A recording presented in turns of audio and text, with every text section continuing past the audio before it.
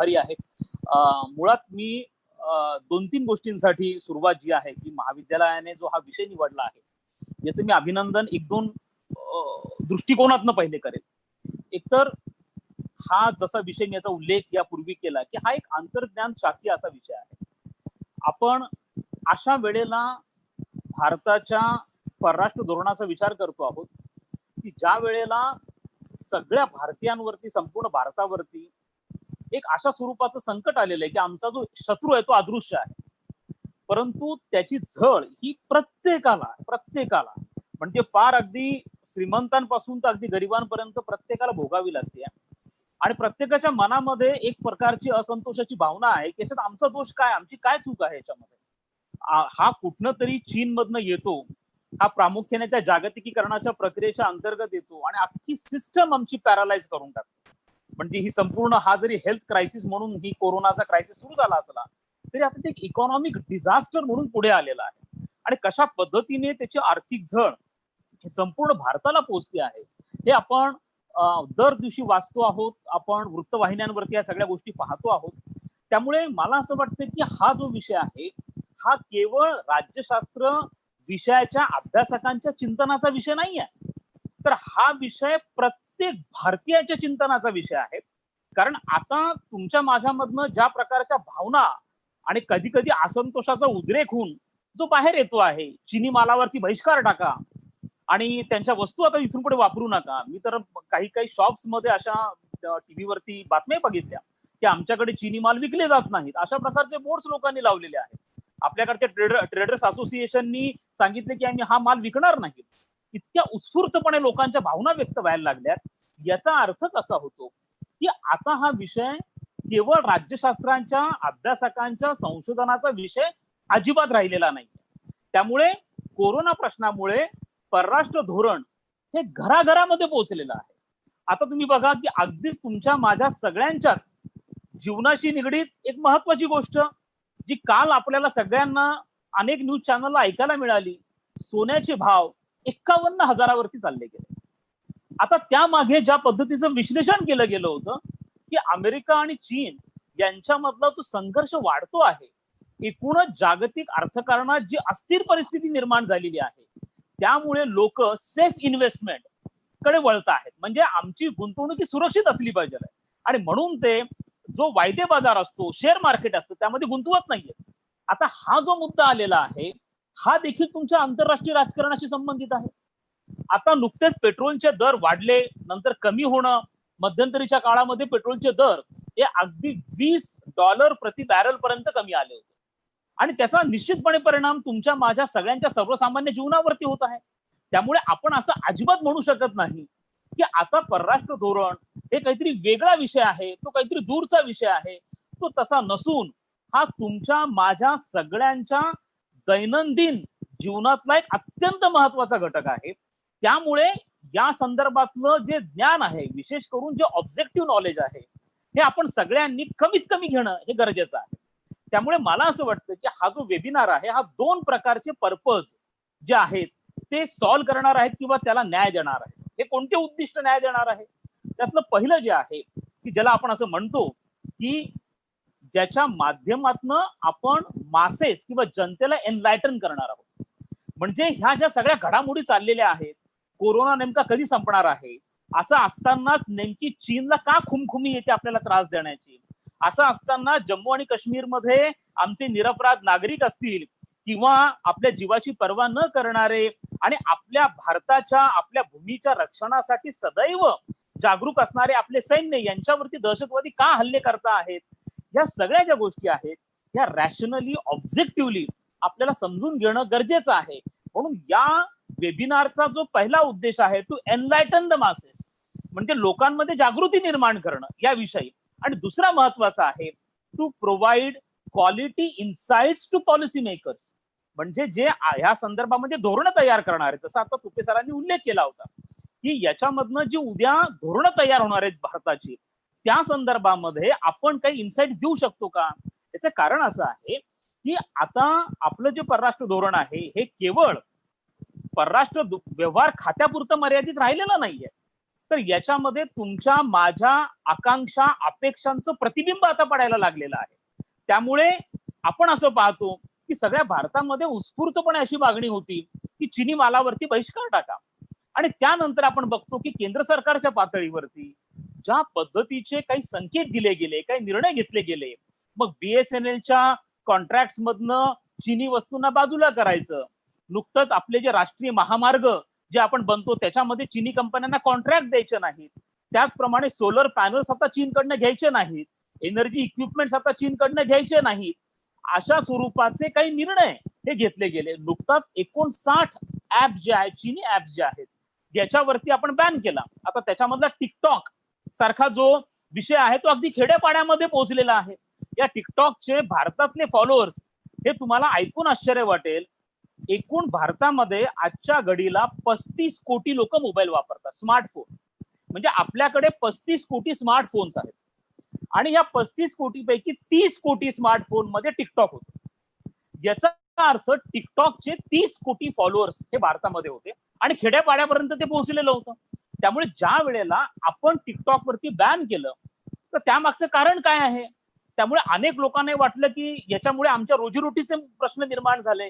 पण त्यांना हे कळणं गरजेचं आहे की तुमचा जो डेटा आहे, तुमची जी व्यक्तिगत माहिती आहे, ही टिकटॉक सारख्या कंपन्या असतील किंवा ज्याच्याबरोबर अनेक इतर कंपन्या ज्या बॅन केल्या गेल्या, 59 कंपन्यांचे जे ऍप्स बॅन केले गेले, याच्या माध्यमातून चिनी कंपन्या हा भारतीयांचा जो डेटा आहे, ही महत्वाची माहिती आहे, ही व्यक्तिगत माहिती आहे, ही माहिती गोळा करून चीनच्या लष्कराला पुरवत होते.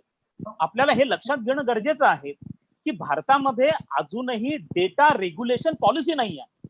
म्हणजे आपला जो डेटा आहे, बघा किती महत्वाचा डेटा आहे. तुम्हाला उदाहरण मी देतो, अगदी ताजं उदाहरण तुम्हाला मी देतो. हा उदाहरण असं आहे, जरा कृपया आपण आपला माईक जो आहे तो प्लीज अनम्यूट करा, सॉरी म्यूट करा, कारण मला त्याचं ऐकू येतात vibration. Please Vaishali Gullane madam, Vaishali Gullane madam please आपलं माईक अनम्यूट करा, म्यूट करा प्लीज. आता मी तुम्हाला उदाहरण देतो की सध्या या ज्या सगळ्या परराष्ट्रातल्या कंपन्या आहेत, MNC ज्याला आपण म्हणतो, त्या एका गोष्टीची माहिती, विशेष करून फार्मास्युटिकल सेक्टर मधल्या ज्या कंपन्या आहेत, औषध निर्मिती मधल्या कंपन्या आहेत, त्या भारताची एक अत्यंत महत्वाची माहिती गोळा करतात. ही माहिती कसली आहे की भारतामध्ये किती लोकांना कोरोना होतो आहे, त्या कोरोना झालेल्यांची माहिती, आणि ही माहिती त्यांच्यासाठी का गरजेची आहे.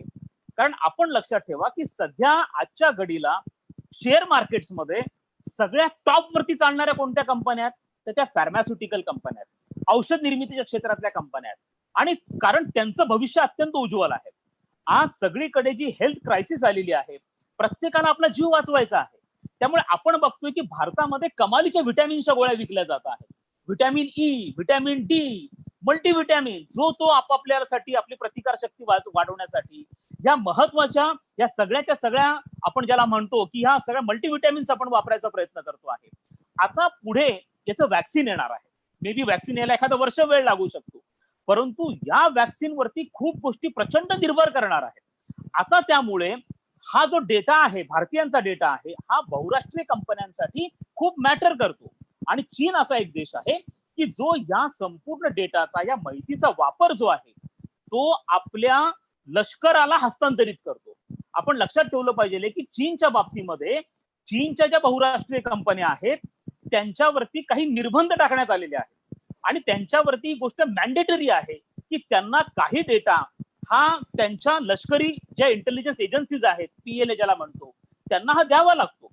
म्हणजे मध्यंतरी मी एक महत्वाचं ट्विट केलेलं होतं, आणि ज्यामध्ये मी असं म्हटलेलं होतं की ज्या इमारतीमध्ये आपण असं पाहतो की जी चायनाची सगळ्यात मोठी टेलिकॉमची कंपनी आहे, जिचं नाव हुआई असं आहे, या हुआई कंपनी जी भारतामध्ये 5Gचं टेस्टिंग करणार आहे. आपण आतापर्यंत 4Gचं मोबाईल वापरत आलो, कनेक्शन वापरत आलेलो आहे. आता आपण जेव्हा 5Gचं वापरणार आहोत, त्याचं टेस्टिंग करणारी, ज्याला आपण टेस्टिंग करायची परवानगी मागच्या वर्षी दिलेली आहे, या टेस्टिंग करणारी जी हुआई कंपनी आहे, या हुआई कंपनीचं मुख्यालय ज्या इमारतीमध्ये आहे, त्याच इमारतीमध्ये चीनच्या लष्कराच्या म्हणजे PLAच्या त्यांचं देखील मुख्यालय त्याच इमारतीमध्ये आहे. यावरनं आपण लक्षात घेतलं पाहिजे की ह्या कंपन्यांचं साटेलोट हे या संपूर्ण लष्कराबरोबर असल्यामुळे केंद्र सरकारने भारताच्या सार्वभौमत्वाला गृहीत धरून, भारताच्या एकात्मतेला गृहीत धरून, भारताच्या संरक्षणाला गृहीत धरून या 59 अप्लिकेशन्स वरती बॅन केलं. आता आपण हे बघणं गरजेचं आहे की अशा प्रकारचा बॅन भारत करू शकतो का? तर भारताला तसं करता येणं पॉसिबल आहे, कारण आपला जो आयटी ऍक्ट आहे, या आयटी ऍक्ट मधला जो क्लॉज 67 आहे त्यानुसार आपण अशा पद्धतीने हा बॅन करू शकतो आणि त्यामुळेच आपण हा क्लॉज साईड केलेला होता. त्यामुळे सर्वसामान्य लोकांना हे कळणं गरजेचं आहे की तुमच्या आणि माझ्या एंटरटेनमेंट पेक्षा देशाचं सार्वभौमत्व हे महत्वाचं आहे, देशाची सुरक्षा महत्वाचं आहे, आपलं स्वातंत्र्य हे महत्वाचं आहे.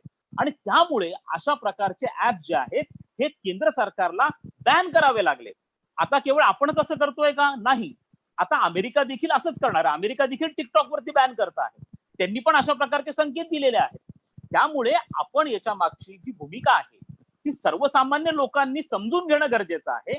आणि तुमची आणि माझी सगळ्यांचीच भूमिका ही परराष्ट्र धोरणाची जी निर्मिती प्रक्रिया आहे त्यामध्ये आपली भूमिका ही वाढली पाहिजे आहे. त्यामुळे हा जो विषय आहे की पोस्ट कोविड वर्ल्ड मध्ये, म्हणजे कोरोना संपल्यानंतर, आता कोरोना संपेल कधी हा जसं तुमच्या आता आराधना वैद्य मॅडमनी सांगितलं की आपण त्याला पोस्ट म्हणायचं की नाही, कारण हा संपेल कधी कोणालाच माहिती नाहीये. कारण नुकतंच MIT म्हणजे मॅसॅच्युसेट्स इन्स्टिट्यूट ऑफ टेक्नॉलॉजी ही अमेरिकेमधली सर्वोत्कृष्ट जगामध्ये मानली जाणारी संशोधन करणारी, म्हणजे मग ती सायन्सेस मध्ये आणि सोशल सायन्सेस मध्ये दोघीकडे पण आहेत, कारण आपले सोशल सायन्सेस मधले नॉम चॉम्स्की हे ह्याच MIT मध्ये शिकवतात. त्यामुळे ह्या संस्थेने नुकताच एक अहवाल प्रकाशित केला आहे आणि या अहवालामध्ये त्यांनी असं म्हटलेलं आहे की फेब्रुवारी 2021 मध्ये किंवा तोपर्यंत, फेब्रुवारी 2021 म्हणजे साधारणतः 6 ते 7 महिन्यानंतर आतापासून भारतामध्ये प्रति दिवशी 2.25 लाख कोरोना पेशंट असतील, प्रति दिवशी 2.25 लाख. आणि त्यावेळेला फेब्रुवारी 2021 पर्यंत संपूर्ण जगामध्ये कोरोनाचे जे पेशंट्स आहेत ते 65 कोटी असतील. त्यामुळे आपण हे लक्षात घेणं गरजेचं आहे की या बाबी मी का सातत्याने सांगतोय की तुम्ही आणि मी सगळ्यांनी ही काळजी घेणं गरजेचं आहे. हे आपलं राष्ट्रीय कर्तव्य आहे, कारण त्याच्यामुळे आमच्या अर्थव्यवस्थेला फार मोठी झळ बसलेली आहे. सामान्य आमचे जे अगदी म्हणजे तुम्ही अगदी अमरावती शहरामधले छोटे छोटे अगदी रस्त्यावरती फळं विकणारे, भाज्या विकणाऱ्या सुद्धा लोकांच्या आयुष्यावरती याचा परिणाम झालेला आहे. त्यामुळे याची काळजी घेणं तुमचं आणि माझं राष्ट्रीय कर्तव्य आहे. त्यामुळे त्या दृष्टिकोनातून आपल्याला आपल्या मासेसला, लोकांना एनलायटन करणं, लोकांना याची माहिती पुरवणं हे अत्यंत गरजेचं आहे. आणि त्या दृष्टिकोनातून आपल्या या भारतीय महाविद्यालयाने या वेबिनारचं आयोजन केलेलं आहे. आणि हा पूर्णपणे इंटरडिसिप्लिनरी आंतरज्ञान शाखीय विषय आहे. इतिहासाचे असतील, अर्थशास्त्राचे असतील, कारण माझ्या स्पीच मध्ये बराचसा भाग अर्थशास्त्राशी निगडीत आता असणार आहे. त्यामुळे हा सगळा जो विषय आहे हा सगळ्या ज्ञानशाखांसाठी अत्यंत महत्वाचा असणारा विषय आहे. आज सोशल सायन्सेसचे लोक सायन्सेसच्या लोकांकडे आशेने बघता आहेत. का बघता आहेत? कारण ते कोरोनावरच्या वॅक्सिनचं जी वॅक्सिन आहे त्याच्या शोधण्यासाठी आज आपल्या सगळ्या ज्या मोठमोठ्या रिसर्च इन्स्टिट्यूट्स आहेत, हेल्थ मधल्या, फार्मास्युटिकल मधल्या, या प्रयत्न करता आहेत. आणि मला असं वाटतं की हा जो विषय आहे हा खऱ्या अर्थाने इंटरडिसिप्लिनरी विषय त्या अर्थाने झाला असं आपल्याला म्हणावं लागेल. आता आपण या मूळ मुद्द्याकडे वळूयात. पहिले तर आपण हे पाहिलं पाहिजे आहे की तुम्हाला आता आंतरराष्ट्रीय पातळीवरती नेमक्या अशा कोणत्या गोष्टी आपल्या सर्वसामान्य माणसाच्या आयुष्यावरती परिणाम करणाऱ्या जाणवत आहेत की ज्या आंतरराष्ट्रीय पातळीवरती घडता आहेत आणि त्या तुमचं आणि माझं दैनंदिन जीवन अफेक्ट करता आहेत. अशा गोष्टी बघितल्यानंतर यामध्ये भारताचं परराष्ट्र धोरण कसं असेल हे आपल्याला पाहिलं पाहिजे. ज्या वेळेला आपण असे मोठे मोठे इंग्लिश शब्द वापरतो, post Covid world, Indian foreign policy, त्याचे इम्प्लिकेशन्स, तेव्हा सामान्य माणसाला असं वाटतं अरे माझा तर हा ब्रेड बटरचा विषय आहे. आमच्याकडे आता ह्या कोरोनामुळे काही लोक आत्महत्या करायला लागले आहेत. पहिले आमच्याकडे शेतकऱ्यांच्या आत्महत्या असायच्या, आता अनेक जण बेरोजगारीच्या कारणासाठी आत्महत्या करतायत. अशा सगळ्यांना असं वाटतं की हा कोणता तरी दुसऱ्या जगातला विषय आहे, मग आपण त्याची चर्चा का करायची. परंतु मी तुम्हाला आता सांगतोय की ज्या ज्या गोष्टी मी तुम्हाला आता आंतरराष्ट्रीय राजकारणातल्या सांगतो आहे या तुमच्या आणि माझ्या घरामध्ये घडता आहेत. आणि त्या कशा पद्धतीने घडत आहेत आणि त्या घडत असताना तुम्ही आणि मी काय काळजी घेतली पाहिजे तेच भारताचं परराष्ट्र धोरण असणार. त्यामुळे याची सुरुवात मी करतो की आज तुम्हाला आंतरराष्ट्रीय पातळीवरती प्रत्येक देश हा इनवर्ड लुकिंग म्हणजे हा स्वतःविषयीच विचार करताना दिसतो आहे. आणि याचं उदाहरण हे मोठं आहे. आता बघा, एक तुम्हाला मी याची सुरुवातच मी सगळ्या ताज्या घडामोडींपासून करणार. जे दैनंदिन वर्तमानपत्रामध्ये तुम्ही वाचता त्याचीच उदाहरणं मी फक्त देणार. मी तुम्हाला मोठी मोठी उदाहरणं अजिबात देणार नाही. नुकतंच तुम्हाला असं जाणवलं असेल किंवा तुम्ही वाचलं असेल की या कोरोनावरती एक औषध म्हणजे कोरोनावरती लस ही शोधली गेलेली नाहीये, पण त्याच्यावरती काही प्रमाणामध्ये उपयुक्त ठरत असणारं एक औषध आहे ज्याचं नाव रेमडेसिवीर असं आहे. आता हे जे औषध आहे हे औषध आता भारतामध्ये सिप्ला कंपनीला बनवण्याचे कॉन्ट्रॅक्ट दिले गेलेले आहेत. परंतु यापूर्वी आपल्याला हे औषध बाहेरनं मागवावं लागायचं. आणि आता खरं याचा एक वाईपचा त्याचा जो रेट आहे साधारणतः 5,000 पर्यंत होता, परंतु त्याचं ब्लॅक मार्केटिंग हे केलं जात होतं. आता आपण लक्षात घ्या की नुकतंच अमेरिकेने एक असा निर्णय महत्वाचा घेतलेला होता की कोरोनाच्या संदर्भातली जी सगळी मोठी औषधं आहेत त्यांचा प्रचंड मोठा स्टॉक हा अमेरिकेने स्वतःकडे घेतला आणि त्यासाठी त्यांनी प्रचंड पैसा खर्च केला आणि स्वतःकडे, कारण अमेरिकेला असं वाटतं की आमच्या देशातल्या नागरिकांचे प्राण हे इतर देशातल्या लोकांपेक्षा जास्त महत्वाचे आहेत. त्यामुळे अमेरिकेने जर्मनीच्या काही फार्मास्युटिकल कंपन्यांना कॉन्ट्रॅक्ट दिला आणि त्यांना सांगितले की तुम्ही औषध बनवा पण ते फक्त आमच्यासाठी असेल. याचा अर्थ प्रत्येक देश हा फक्त स्वतःसाठी विचार करायला लागलेला आहे. आणि हाच प्रकार आपल्याला दिसतो.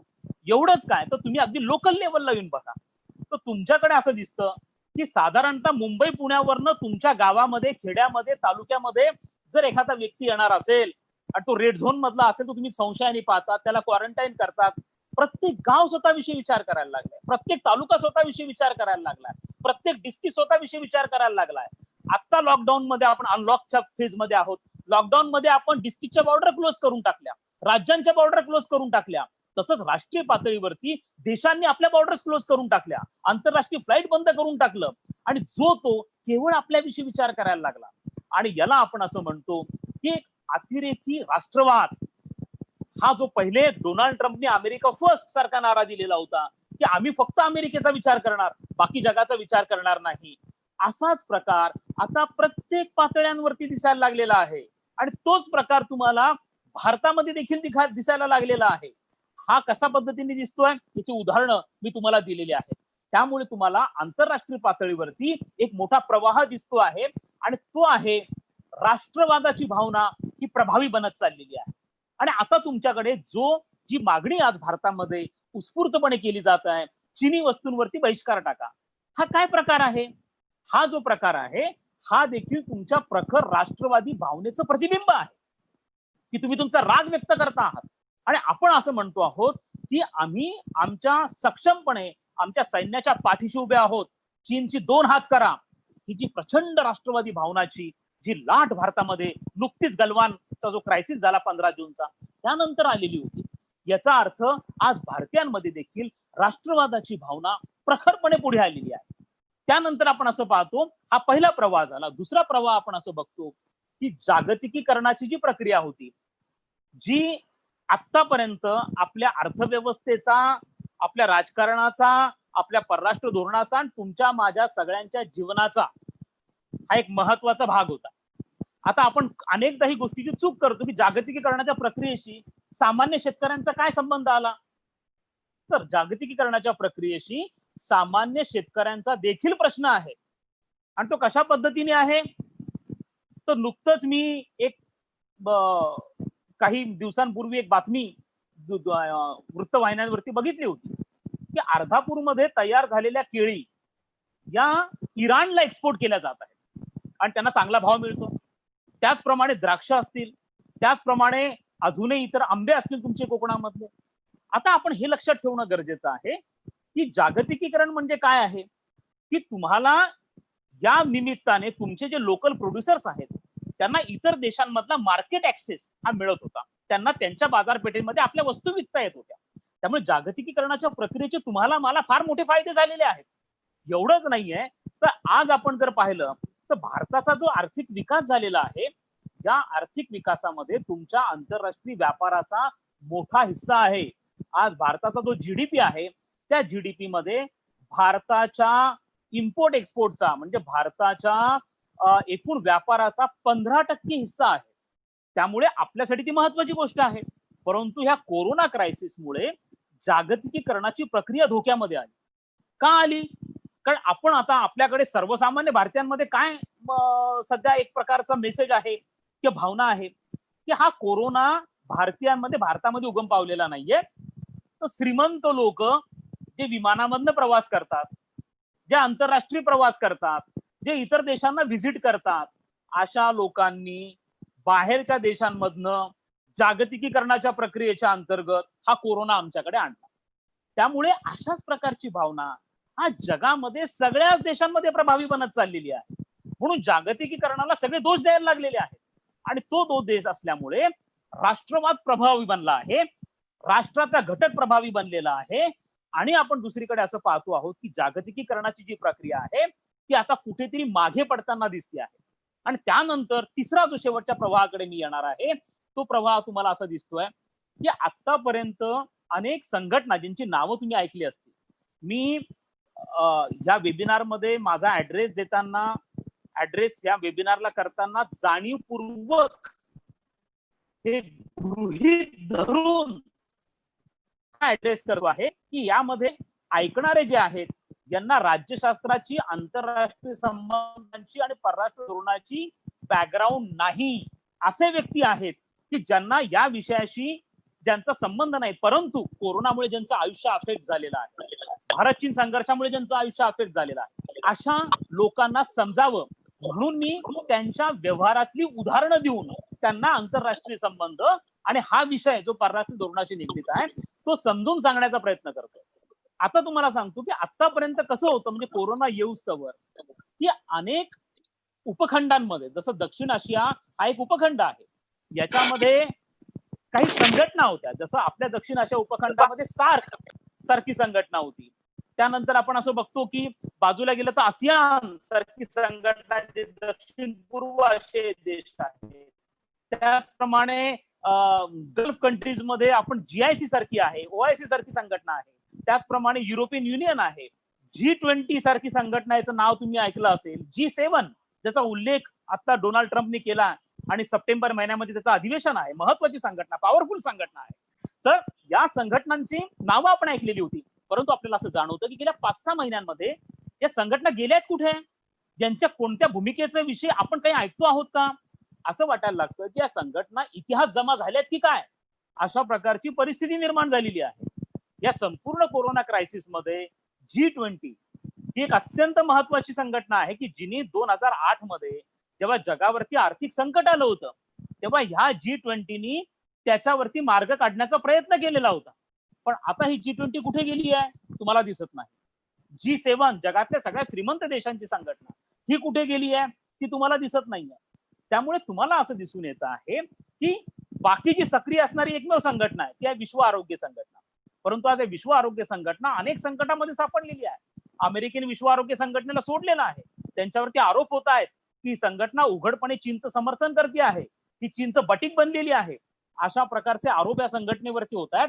त्यामुळे या संघटनेच्या विश्वासार्हतेवरती प्रश्नचिन्ह निर्माण झालेलं आहे. त्यामुळे आपण असं पाहतो की मोठ्या मोठ्या संघटना यांचं आता महत्व राहिलेले दिसत नाहीये. या संघटना बॅकसीटला चालल्या गेलेल्या आहेत. अशा प्रसंगी हे 3 महत्वाच्या गोष्टी तुम्हाला महत्वाच्या मला वाटतात. एक तर प्रत्येक नागरिक, प्रत्येक लोकांमध्ये राष्ट्रवादाची भावना प्रखर झालेली आहे, जागतिकीकरणाची प्रक्रिया मागे पडलेली आहे आणि बहुराष्ट्रीय संघटना नाही आहेत. अशा प्रसंगी तुम्हीच तुमची काळजी घ्यायची. मग हे लोकांच्या पातळीवरती पण खरं आहे, हे देशाच्या पातळीवरती पण खरं आहे. प्रत्येक देशाने आपली काळजी घ्यायची आणि याचाच अर्थ असा होतो की प्रत्येकाने आत्मनिर्भर बनायचं. आणि म्हणूनच पंतप्रधान मोदींनी ज्या वेळेला कोरोनाचं पॅकेज डिक्लेअर केलं त्यावेळेला त्यांनी आत्मनिर्भर भारत हा मोठा अपील केलं, नारा दिला. काय आहे आत्मनिर्भर भारत? त्याला फार मोठ्या डोकं लावून शास्त्रीय दृष्टिकोनात याच्याकडे बघू नका. तुम्हीच तुमचे कर्ते करविते आहात. कोरोनाने तुम्हाला पूर्णपणे एकटं पाडलेलं आहे. देशाच्या पातळीवरती तुम्ही एकटे आहात, त्यामुळे तुम्ही देशामध्ये प्रत्येक गोष्टीचं उत्पादन करायला सुरुवात करा. त्याचप्रमाणे प्रत्येक व्यक्तीने स्वयंभू बना, आत्मनिर्भर बना, आपणच आपली काळजी घ्या. जे तुम्ही मी आज घरामध्ये करतो आहोत ना, आज तुम्हाला माहिती आहे की आपली भूमिका म्हणजे टीचरची भूमिका फक्त शिकवण्याची, अध्यापनाची होती. पण आता मला सांगायला नको, पण घरामध्ये आज कोरोनाच्या क्रायसिसमध्ये आपण किती प्रकारच्या भूमिका पार पाडतो आहोत. त्यामुळे प्रत्येकाला आत्मनिर्भर बनण्याची वेळ आलेली आहे आणि म्हणून हा आत्मनिर्भरचा नारा दिला गेलेला आहे. आणि हा नारा यासाठी दिला गेलेला आहे की आता जी जगाची जी पूर्ण सप्लाय चेन आहे, ही सप्लाय चेन अफेक्ट झालेली आहे. आता ही सप्लाय चेन म्हणजे काय आहे हा प्रश्न तुम्हाला पडेल. आता ही सप्लाय चेन म्हणजे मी तुम्हाला उदाहरण देतो भारताचं आणि तुमच्या माझ्या दैनंदिन जीवनातलं उदाहरण. आता मी सुरुवातीला उल्लेख केला की मी व्हिटॅमिनच्या गोळ्या वापरतो. Vitamin D, vitamin E, multivitamins. हे व्हिटॅमिन्स तयार करण्यासाठी आपल्याला काही साहित्य लागतं आणि या साहित्याला API म्हणजे ऍक्टिव्ह फार्मास्युटिकल इन्ग्रेडियंट्स असं म्हटलं जातं. ओके, आता हा जो API त्याशिवाय हे व्हिटॅमिन बनत नाही.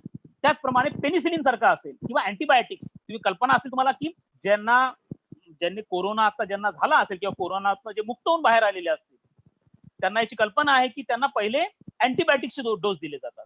किंवा आपण यापूर्वी बघतो की आपल्याला कोणता जर साथीचा रोग असेल किंवा ताप असेल आणि तो कंट्रोलमध्ये येत नसते, अँटीबायोटिक्स दिले जातात.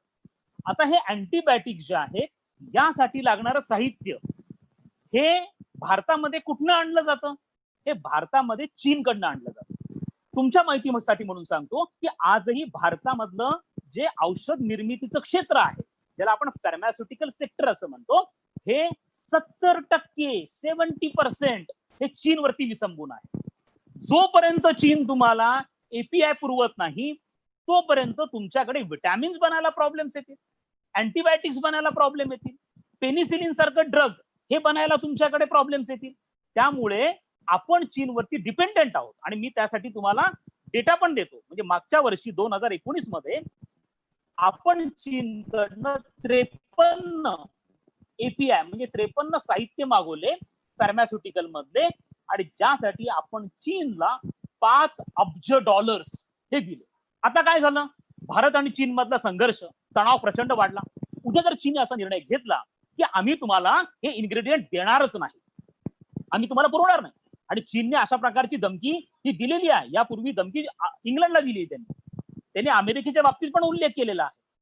जशी भारताची गत आहे तशी अमेरिकेची गत आहे, तशी युरोपची गत आहे. पण लोकांना काय माहिती होते की कोरोना येणार म्हणून. त्यामुळे जर स्वस्तामध्ये चीनकडनं कच्चा माल मिळत असेल, API मिळत असेल, तर तो त्यांच्याकडनंच ते तयार करून घ्यायचा. आज अमेरिकेमध्ये जे राष्ट्रीय ध्वज आहे, अमेरिकेचा नॅशनल फ्लॅग आहे, तुमच्या माहितीसाठी म्हणून सांगतो, 100% प्रोडक्शन अमेरिकेत बनणाऱ्या या ध्वजांचं 100% प्रोडक्शन चीनमध्ये बनतं.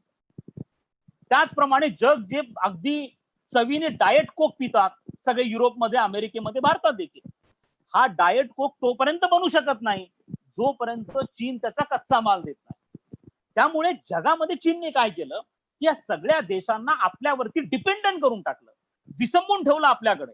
आणि त्यामुळे ग्लोबल सप्लाय चेनचा 50% भाग हा चीनकडे आला. आणि त्यामुळे जागतिक GDP मध्ये चीनचा हिस्सा जो आहे तो मोठा वाढला. 20%. जेव्हा सार्स सारखा रोग आला होता 2003 मध्ये, तेव्हा जागतिक GDP मध्ये चीनचा वाटा फक्त 8% होता. त्यामुळे फरक नाही पडला, कारण कोरोनापेक्षा सार्स भयंकर होता.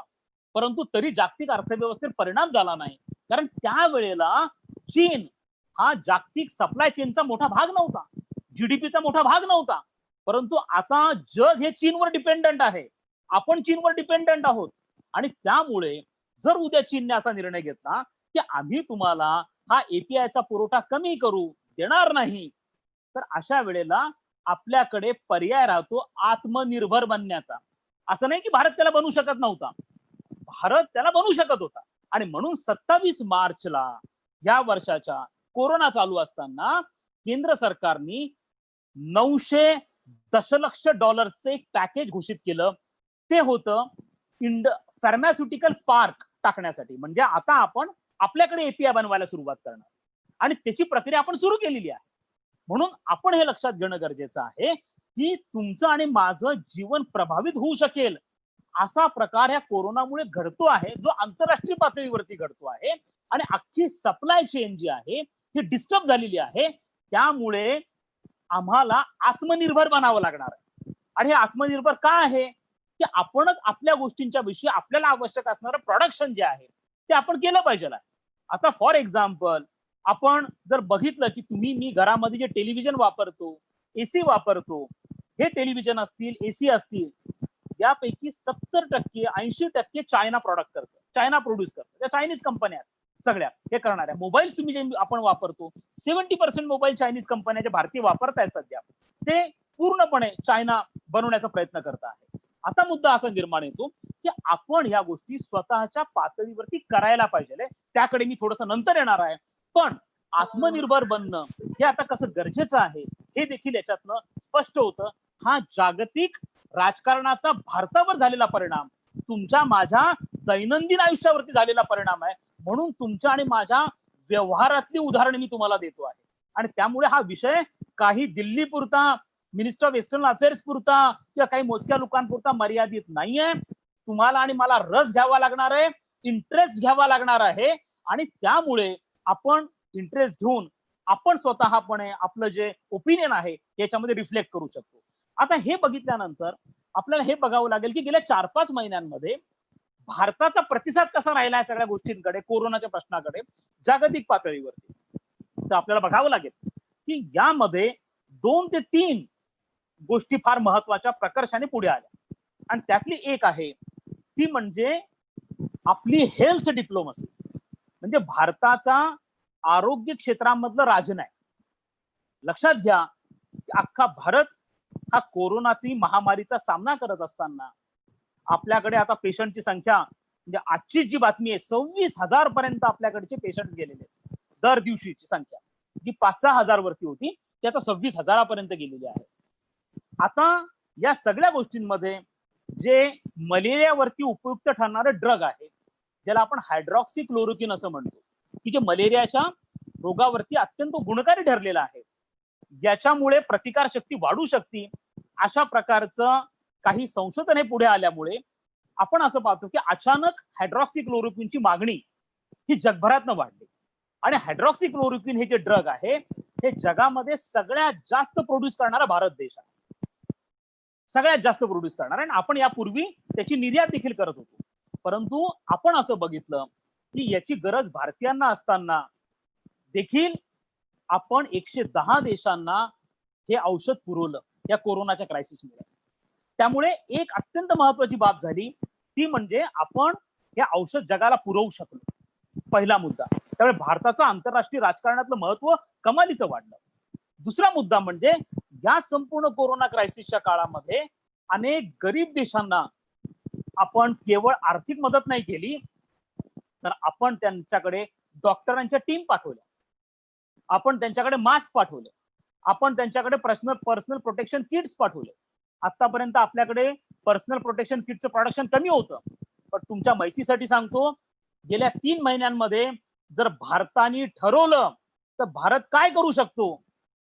आजपर्यंत आपल्याला 3 महिन्यांपूर्वी भारताला पर्सनल प्रोटेक्शन किट हे चीनकडनं आयात करावं लागायचं. पण आज जगामध्ये नंबर 2चा पर्सनल प्रोटेक्शन किटचं उत्पादन करणारा भारत हा देश ठरलेला आहे. आणि याचं मोठ्या प्रमाणावरती उत्पादन आता भारतामध्ये भारत त्याची निर्यात करायला लागला. भारताने मास्क असतील, साऊथ ईस्ट एशियन देशांना मास्क पुरवलेले आहेत. त्यामुळे आपण नेपाळ सारख्या देशामध्ये, भूतान सारख्या देशामध्ये आपण डॉक्टरांच्या टीम पाठवलेल्या आहेत. आणि हे आपल्या हेल्थ डिप्लोमसीचा भाग आहे. याच्यातनं भारताची आंतरराष्ट्रीय प्रतिष्ठा मोठ्या प्रमाणावर वाढली आहे. तिसरी महत्वाची गोष्ट आपण काय केली बघा, मी तुलना करतोय. जसा कोरोना क्रायसिस सुरू झाला आपण आंतरराष्ट्रीय फ्लाईट्स बंद करून टाकले. अशा प्रसंगी अमेरिकेमधले जे नागरिक अमेरिकेच्या बाहेर राहिले होते त्यांना अजूनपर्यंत अमेरिकेमध्ये परतता आलेलं नाही. अमेरिकेचे जे लोक नागरिक युरोपमध्ये अडकले होते ते अजूनही युरोपमध्ये अडकलेले आहेत. परंतु भारताने कोरोना क्रायसिस सुरू झाल्यानंतर पहिल्याच महिन्यामध्ये डिसेंबर जानेवारी नंतर म्हणजे साधारणतः मार्च एप्रिल मध्ये भारताने मिशन वंदे मातरम हातामध्ये घेतलं आणि आमचे जे विद्यार्थी, आमचे जे लोक परदेशामध्ये अडकलेले होते त्यांना स्पेशल फ्लाईट करून आपण भारतामध्ये आणलं आणि यशस्वीपणे मिशन वंदे मातरमचे आपण इम्प्लिमेंटेशन केलं. तर भारताने एक आदर्श घालून दिला की आम्ही आमच्या लोकांना वाऱ्यावर सोडणार नाही, ते आमची लोक आहेत आणि त्यासाठी आपण आपल्या पायलट्सनी, त्यांच्या सगळ्या विमानातल्या स्टाफनी जीव धोक्यात घातला, पण आपण त्या लोकांना भारतामध्ये परत आणलं. आणि चौथी गोष्ट तुम्हाला हेल्थच्या बाबतीमध्ये दिसती ती म्हणजे जी विश्व आरोग्य संघटना आहे त्याची जी गव्हर्निंग बॉडी आहे, या गव्हर्निंग बॉडीमध्ये 20 सदस्य आहेत आणि आता या गव्हर्निंग बॉडीचं अध्यक्षपद हे भारताला मिळालेलं आहे. एक्झिक्युटिव्ह बॉडीचं चेअरमन हा आता भारत बनलेला आहे. अत्यंत महत्वाची घडामोड आहे, अत्यंत इम्पॉर्टंट डेव्हलपमेंट आहे आणि त्यामुळे जागतिक पातळीवरती भारताचं महत्व वाढलेलं आहे.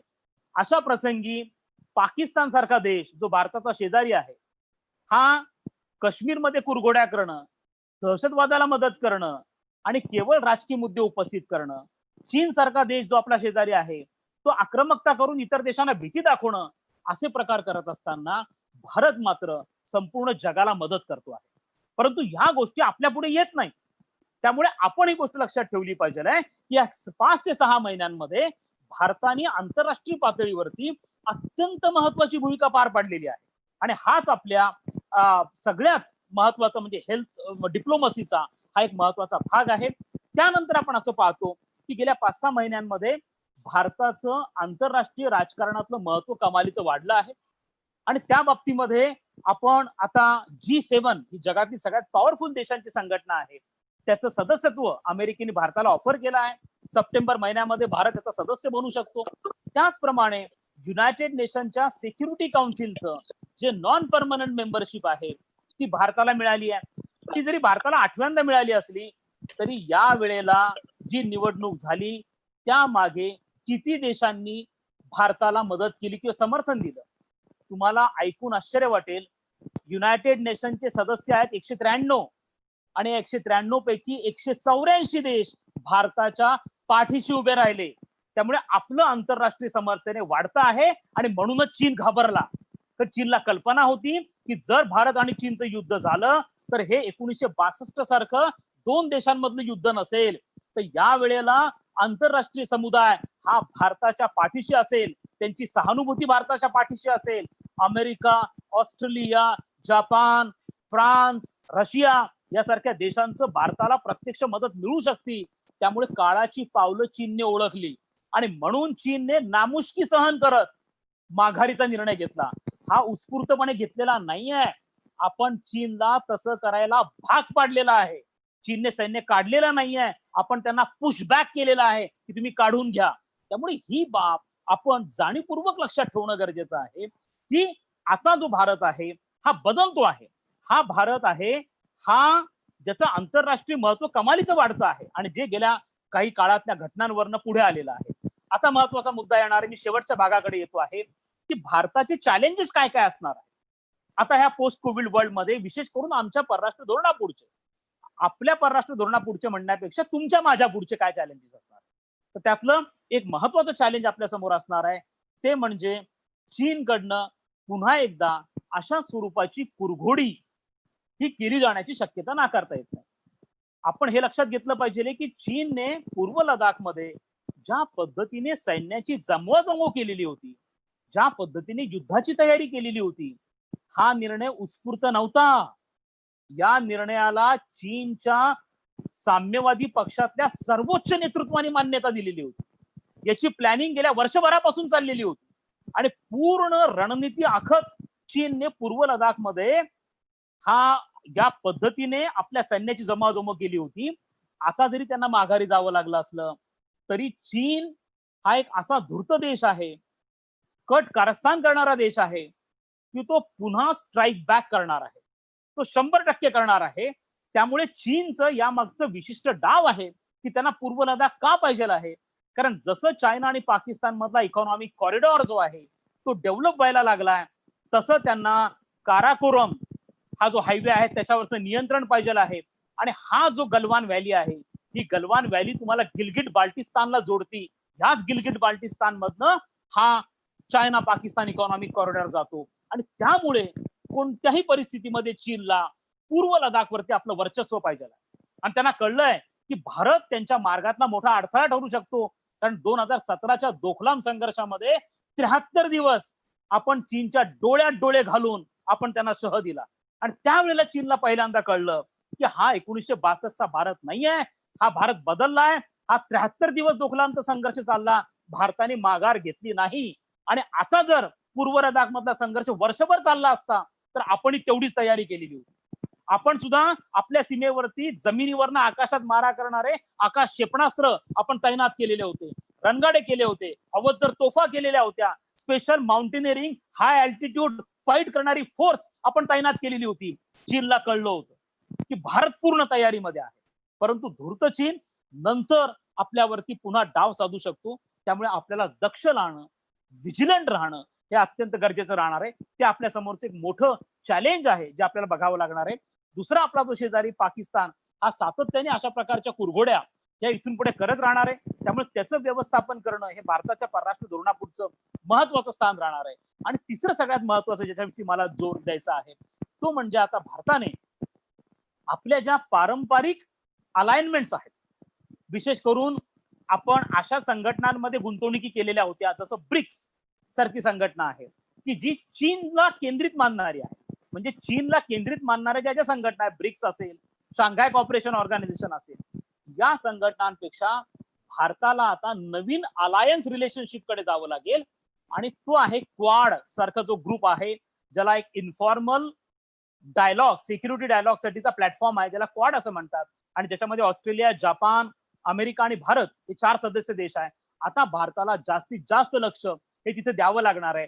भारताला इतर देशांबरोबरचे विशेष करून जे मिडल पॉवर्स आहेत, ऑस्ट्रेलिया, जर्मनी, फ्रान्स यासारखे देश असतील किंवा जपान, साऊथ कोरिया यासारखे देश असतील, दक्षिण पूर्व आशियातले देश असतील, ज्यांच्याबरोबर संबंध घनिष्ठ करावे लागणार आहेत. कारण आपल्याला येत्या काळामध्ये पुन्हा एकदा चीनचा सामना हा करावा लागू शकतो. त्यामुळे भारताच्या परराष्ट्र धोरणापुढचं ते महत्वाचं चॅलेंज आहे. आणि सगळ्यात शेवटी ज्या महत्वाच्या गोष्टीकडे मी येणार आहे ते म्हणजे आपलं इकॉनॉमिक डिप्लोमसी, आपला आर्थिक राजन आहे. कारण आपल्याला आपली आर्थिक घडी ही व्यवस्थित बसवायची आहे.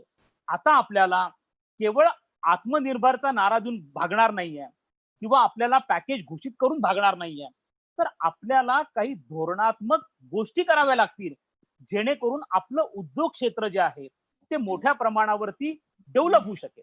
लक्षात ठेवा, मी चीनचं उदाहरण तुम्हाला परत देतो की गेल्या 30 वर्षांमध्ये चीनने ज्या शिस्तबद्ध पद्धतीने आपला आर्थिक विकास घडून आणला, म्हणजे 1981 मध्ये चीनमध्ये गरिबांची संख्या 40 कोटी होती. आज चीनमध्ये गरिबांची संख्या 3 लाख आहे. 40 कोटी आणि 3 लाख. 1981 मध्ये चीनमध्ये एकही बहुराष्ट्रीय कंपनी नव्हती. आज चीनमध्ये 9 लाख बहुराष्ट्रीय कंपन्या आहेत. 9 lakhs. का चीनने एवढी प्रगती केली? तर चीनने अत्यंत सिस्टमॅटिकली स्वतःला डेव्हलप केलं. आज देखील स्टील प्रोडक्शन असेल, अल्युमिनियम प्रोडक्शन असेल, सिमेंट प्रोडक्शन असेल, यामध्ये चीन नंबर 1 ला आहे. फार्मास्युटिकल मध्ये चीन नंबर 1 ला आहे. गार्मेंट्स मध्ये चीन नंबर 1 ला आहे. या सगळ्यांमध्ये आता आपली स्पर्धा ही चीन बरोबर असणार आहे. चीन बरोबरचे संबंध आमच्या अधिकाधिक कॉम्पिटिटिव्ह असणार आहे. त्यामुळे आम्हाला येत्या काळामध्ये आपलं जे देशांतर्गत उद्योग क्षेत्र आहे, मग ते मेक इन इंडिया असेल, स्टार्टअप इंडिया असेल, डिजिटल इंडिया असेल, यांना प्रॉपरली ऍक्टिव्हेट करण्याच्या दृष्टिकोनातून आम्हाला काही चांगल्या योजना या घोषित कराव्या लागणार आहेत. आणि त्यासाठी पंतप्रधान मोदींनी जे आत्मनिर्भराची घोषणा केली त्यावेळेला जे भाषण दिलं होतं त्यामध्ये 3 गोष्टींवरती भर दिला: लँड, लेबर आणि लॉज. मग आमच्याकडे जर चीन मधनं बाहेर पडणाऱ्या कंपन्यांना आमच्याकडे बोलवायचं असेल तर आम्हाला त्यांना जमीन उपलब्ध करून द्यावी लागणार आहे. लक्षात ठेवा, अजूनही आमचं लँड रिफॉर्म बिल हे संसदेमध्ये अडकलेलं आहे. अजूनही भारतामध्ये उद्योगांना जमीन मिळणं हे प्रचंड अवघड झालेलं आहे. त्यामुळे आपल्याकडचे स्थानिक उद्योग हे आता बाहेर जायला लागले. तुमच्या माहितीसाठी म्हणून सांगतो, भारतातल्या कपडा उत्पादन करणारे अनेक उद्योगपती बांगलादेशमध्ये जाऊन फॅक्टरी लावतात. कारण बांगलादेशमध्ये फॅक्टरी लावणं त्यांना सोपं पडतं. आज तुम्ही मी जे रिबॉकचे शूज आपण वापरतो हे शूज अमेरिकेतनं नाही बनत, हे इंडोनेशियासारख्या देशामध्ये बनतात, कारण इंडोनेशियानी या कंपनीला मोठ्या प्रमाणावर जागा दिली. हाच प्रकार चीन करत होता. चीन मोठ्या प्रमाणात जागा त्वरित उपलब्ध करून द्यायचा. त्याचप्रमाणे दुसरं लेबर, आपल्याकडचे लेबर लॉज हे 50-50 वर्ष जुने आहेत. हे 19व्या शतकातले लेबर लॉज आहेत, जे तुम्हाला बदलावे लागणार आहेत. आणि तिसरं म्हणजे आपल्याकडचे लॉज म्हणजे डुईंग बिझनेस विथ इज. आज तुला एखादी फॅक्टरी भारतात लावायची असेल तर कमीत कमी 300 परवाने तुम्हाला घ्यावे लागतात. मध्यंतरी मी बिझनेस स्टँडर्ड मध्ये एक लेख वाचत होतो. एका अमेरिकन उद्योगपतीला 6 वर्ष झाले तो परवानेच काढत हिंडतो आहे, अजूनही भारतामध्ये फॅक्टरी लावता आलेली नाही. त्यामुळे डुईंग बिझनेस विथ इज मध्ये आपण 142 वरून 176 वरती आलो आहोत. आपल्याला पहिल्या 10 मध्ये, पहिल्या 20 मध्ये यावं लागणार आहे, तरच आपल्याकडे हे उद्योग आकर्षित होतील. त्यामुळे भारताला त्या दृष्टिकोनातून काही इन्सेंटिव्ह पॅकेजेस घोषित करावे लागतील. जसं फार्मास्युटिकलसाठी आपण पॅकेज घोषित केलं, तसं लोन देणं छोट्या उद्योगांना, त्याचप्रमाणे आपण त्यांना टॅग इंटरेस्ट कमी देणं कर्जावरचा, काही इन्सेंटिव्ह आणखीन देणं, असं आपल्याला करावं लागेल. त्याशिवाय आपल्याकडे हे उद्योग वाढणार नाहीत. लक्षात ठेवा, मी एक महत्वाचं स्टेटमेंट करतोय शेवटी, आणि ते स्टेटमेंट असं आहे की जर भारताने आपला आर्थिक विकास हा पुढच्या 10 वर्षामध्ये व्यवस्थितपणे केला, म्हणजे कसा की आज तुमच्या अर्थव्यवस्थेचा आकार हा $2.5 ट्रिलियन आहे. जर भारताने आपली अर्थव्यवस्था $10 ट्रिलियन केली, 10 म्हणजे चौपट, $10 ट्रिलियन पर्यंत घेतली, लक्षात ठेवा हे सगळे राजकीय प्रश्न सुटून जातील. आज चीनच्या बाबतीमध्ये तुम्हाला एक बाब जाणवत असेल की साधारणतः 30 ते 40 देशच चीनच्या विरोधात बोलत आहेत. इतर छोटे देश चीनच्या विरोधामध्ये का नाही बोलत आहेत? भारतच चीनला फक्त शह देतोय. इतर छोटे देश आहेत हे चीन प्रॉब्लेम करत असूनही चीनच्या विरोधात का जात नाही आहेत? कारण चीनचा आर्थिक विकास, चीनने या देशांना दिलेली आर्थिक मदत, चीनने या देशांमध्ये केलेली आर्थिक गुंतवणूक हा महत्वाचा फॅक्टर आहे. चीनने या लोकांना मोठे मोठे कर्ज दिलेले आहेत. श्रीलंकेला चीनने $8 अब्ज कर्ज दिलंय. श्रीलंकेच्या जीडीपी मध्ये 80% या कर्जाचा वाटा आहे. श्रीलंका चीनच्या विरोधात जाऊ शकत नाही. पाकिस्तान चीनच्या विरोधात जाऊ शकत नाही. नेपाळ, भूतान चीनच्या विरोधात जाऊ शकत नाही. सिंगापूर, कंबोडिया, लाओस, व्हिएतनाम चीनच्या विरोधात, व्हिएतनाम जातोय पण निदान सिंगापूर आहे ते चीनच्या विरोधामध्ये जाऊ शकत नाही. का नाही? कारण त्यांचे इकॉनॉमिक पॉवर ही मोठी आहे. त्यामुळे भारताला जर चीन बरोबरचा सीमावाद असेल, काश्मीरचा मुद्दा असेल, हे राजकीय स्वरूपाचे प्रश्न जर येत्या काळात सोडवायचे असतील तर आपल्याला आपला आर्थिक विकास हा घडवून आणावा लागणार आहे. आणि तो आर्थिक विकास जर आपला व्यवस्थित झाला तर भारत निश्चितपणे आपले जे उद्दिष्ट त्यांनी ठरवलेले आहेत ते पुढे आणू शकेल. चीनची जी सत्ता वाढलेली आहे ती चीनच्या लष्करामुळे नाही, तर गेल्या 20 वर्षांमध्ये आंतरराष्ट्रीय व्यापारात चीनचा जो हिस्सा वाढलेला आहे, चीनचा जो एक्सपोर्ट वाढलेला आहे, चीनचा जो व्यापार वाढलेला आहे, यामुळे चीनचा दबदबा आहे.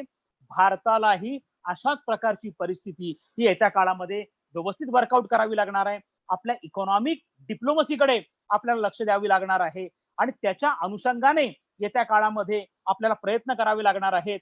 आता विश्व व्यापार संघटना फारशी महत्वाची भूमिका पार नाही पाडणार, तर आपल्याकडे फ्रॅगमेंटेड झोन्स असतील पोस्ट कोविड वर्ल्ड मध्ये. फ्रॅगमेंटेड झोन्स म्हणजे फ्रॅगमेंटेड ट्रेड झोन ज्याला म्हणतो, की जसं आरसेप आहे, रिजनल कम्प्रेहेन्सिव्ह इकॉनॉमिक पार्टनरशिप आहे, युरोपियन युनियन आहे, ट्रान्स पॅसिफिक पार्टनरशिप ज्याला टीपीपी म्हणतो. तर भारताला अशा कोणत्या तरी ग्रुपमध्ये सहभागी व्हावं लागणार आहे. त्यामुळे आता आपल्याला अशा फ्रॅगमेंटेड झोन्सला जाणं, प्रेफरन्शियल ट्रेड प्रॅक्टिसेस फॉलो करणं, स्ट्रॅटेजिक ट्रेड करणं, अशा प्रकारच्या पॉलिसीज वरती भर द्यावा लागणार आहे. मला असं वाटतं चीनने 30 वर्ष ज्या शिस्तबद्ध पद्धतीने स्वतःचा आर्थिक विकास केला ते चायना मॉडेल पण भारतासाठी अत्यंत उपयुक्त ठरू शकतं. या दृष्टिकोनातून विचार करणं आणि सगळ्यात महत्वाचं म्हणजे आपण सर्वसामान्य भारतीयांनी आता ह्या सगळ्या घडामोडींकडे अलिप्त राहून बघायचं नाही. लक्षात ठेवा, जर भारतामध्ये आज 30 कोटी गरीब लोक आहेत, जर भारतामध्ये ही गरिबी पूर्णपणे निर्मूलन झाली तर याचा सगळ्यांचा फायदा तुम्हाला मला मिळणार आहे. आज भारताचा आंतरराष्ट्रीय व्यापार वाढला तर अमरावती एक कॉटन हब आहे. आज अमरावती मधलं गारमेंट्स हे जगामध्ये विकले जातील. आपण पाहतो की जर तुम्ही युरोपमध्ये गेलात आणि एखाद्या मॉलमध्ये गेलात तर तुम्हाला बांगलादेश आणि श्रीलंका इथं बनलेले कपडे दिसतात, भारतामध्ये बनलेले कपडे दिसत नाहीयेत. तर त्यामध्ये काही टेक्निकल कारणं आहेत. कस्टम ड्युटी आपली एक्सपोर्ट वरती जास्त आहे, पण तरी देखील भारताचा कपडा हा ठिकठिकाणी दिसला पाहिजे आणि त्यासाठी आम्हाला एक्सपोर्ट झोन तयार करावे लागणार आहेत. स्पेसिफिक इंडस्ट्रियल पार्क आम्हाला तयार करावे लागणार आहेत. इन्फ्रास्ट्रक्चर वरती आम्हाला गुंतवणूक करावी लागणार आहे. लक्षात ठेवा. आणि त्यासाठी भारतीयांना काही वाईज चॉईसेस करावे लागणार आहेत. तुम्हाला आणि मला जे आपण म्हणतो चायनीज गुड्स वरती बहिष्कार टाका, त्या शेवटच्या मुद्द्याकडे मी येतो. आता बघा, तुम्ही मॉलमध्ये जाता, मॉलमध्ये गेल्यानंतर तुम्हाला 20 प्रकारचे वेफर्स दिसतात. या सगळ्या ऑस्ट्रेलियाचे वेफर्स, युरोपचे वेफर्स, अमेरिकेचे वेफर्स. काय गरज आहे तुम्हाला 20 प्रकारचे वेफर्स खाण्याची? आपण एक प्रकारचे वेफर आपण भारतातनं बनवलेले, तुमच्या लोकल मार्केट मधले बनवलेले वेफर्स नाही वापरू शकत. पण आपण पाहतोय की तुमच्याकडे जी गुंतवणूक येते आहे ती बेसिकली वेफर्स मध्ये येते आहे, टूथब्रश मध्ये येते आहे. आता हा टूथब्रश, का 20 प्रकारचे टूथब्रश तुम्हाला वापरायची गरज आहे? भारतीय बनावटीचा टूथब्रश तुम्ही का नाही वापरू शकत? परंतु असा प्रकार आपल्याकडे करत नाही, कारण चीनने आपल्याला सवय लावलेली आहे की स्वस्त्यामध्ये आपल्याला असंख्य गोष्टी उपलब्ध करून दिलेल्या असल्यामुळे आपण आपल्या डोमेस्टिक प्रॉडक्टकडे दुर्लक्ष करतो.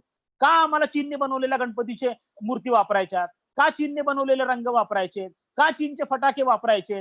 का चीनने दिवाळीचे रोषणाई वापरायची? हे तर आपण डोमेस्टिक वापरू शकतो, हे नक्कीच वापरता येतील. आपले मातीचे दिवे दिवाळीच्या काळामध्ये केवढा उत्तम प्रकार आहे. का आपण चीनचे प्लास्टिकचे दिवे वापरायचे? हा वाईज चॉईस आहे, हा तुम्ही करू शकता. परंतु आपल्याला जी इन्व्हेस्टमेंट पाहिजे, एफडीआय पाहिजे, तो एनर्जी मध्ये पाहिजे, तो इन्फ्रास्ट्रक्चर डेव्हलपमेंट मध्ये पाहिजे, तिथं तो येत नाहीये. पण भारतीयांना विचार करावा लागेल की तुम्ही आणि मी जर कन्झम्पशन थांबवलं तर हा या ठिकाणी एफडीआय येणं थांबेल. हे फार महत्वाची बाब आहे. त्यामुळे मला असं वाटतं की भारताने आता 59 ऍप्स वरती बहिष्कार टाकून सुरुवात केलेली आहे. परंतु सगळा चीनकडनं येणारे आयात वाईट नाही. आज कदाचित तुमच्या अमरावतीमध्ये, अकोल्यामध्ये, बुलढाण्यामध्ये जे एक छोटा उद्योगपती आहे, जो स्मॉल इंडस्ट्री चालवतो, तो एखादं प्रॉडक्ट बनवतो, कारचा दरवाजा बनवत असेल, वॉशिंग मशीनचं गेट बनवत असेल, अशा व्यक्तीला देखील कच्चा माल चीनकडनं आयात करावा लागतो. जर तो माल त्यांनी युरोपकडनं आयात करायला सुरुवात केली तर कॉस्ट ऑफ प्रोडक्शन वाढणार. त्यामुळे त्याला काही काळ का होईना चीनकडनं आयात ही करावीच लागणार आहे. त्यामुळे सगळी आयात वाईट नसती. हे भारतीयाने ठरवायचं की कशावरती बहिष्कार टाकायचा. तर मला असं वाटतं की आपण फेज्ड अप्रोच मध्ये गेलं पाहिजे. जसं मी तुम्हाला सांगितलं की ज्या गोष्टींवरती सहज शक्य आहे, ज्यांचं उत्पादन भारतामध्ये होतं, अशा गोष्टींविषयी आपण भारतीय बनावटीच्याच वापरल्या पाहिजेत, असा निर्णय हा प्रत्येक भारतीयांनी घेतला पाहिजे. त्याचप्रमाणे सेकंड फेज मध्ये जे हार्डवेअर आहे चीनकडनं येणारं, त्या हार्डवेअरवरचं आपलं डिपेंडन्स आपण कमी केलं पाहिजे. आणि तिसऱ्या टप्प्यामध्ये आपण सॉफ्टवेअरकडे जाऊ शकतो की जे सॉफ्टवेअर आपल्याला वापरणं या सध्या काही काळ का होईना बंधनकारक आहे, त्यामध्ये आपण कमी करू शकतो.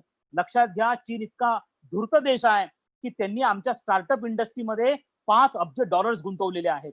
या स्टार्टअप इंडस्ट्री उद्या भारताचं भवितव्य आहेत आणि त्याच्यावरती चीनचा कंट्रोल असणार आहे. त्यामुळे आपण चीनचा हा कंट्रोल नियंत्रणात आणण्यासाठी वेगवेगळ्या पातळ्यांवरती प्रयत्न करतो आहोत.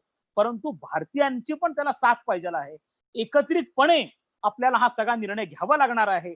त्यामुळे परराष्ट्र धोरण हा वेगळा विषय नाही, हा तुमचा माझा दैनंदिन जीवनाचा विषय आहे. तुम्हाला आणि मला काही वाईज चॉईस करावे लागणार आहेत आणि त्या चॉईसच्या दृष्टिकोनातून आपण देखील या परराष्ट्र धोरणाच्या निर्णय निर्मिती प्रक्रियेमध्ये सहभागी झालं पाहिजे. आंतरराष्ट्रीय राजकारणातल्या घडामोडींकडे देखील आपण सहभागी झालं पाहिजे. कारण तुम्ही घेत असलेले औषधं, तुम्ही तुमच्या गाड्यांमध्ये वापरत असलेलं पेट्रोल, तुमचे शेतकरी वापरत असणारं फर्टिलायझर्स, या सगळ्या गोष्टी आंतरराष्ट्रीय राजकारणावरती निर्भर आहेत.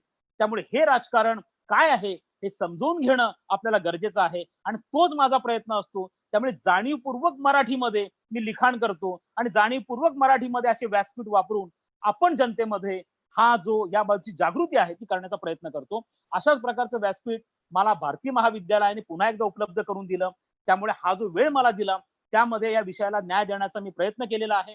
आता डॉक्टर मनीष दाभाडे पण याच्याविषयी बोलणार आहेत. मी पुन्हा एकदा प्राचार्यांचे, संपूर्ण टीमचे याविषयी इतका उत्तम आपण वेबिनार आयोजित केला, इतका चांगला विषय ठेवला, त्याविषयी मी आभार मानतो आणि धन्यवाद मला या स्वरूपाचं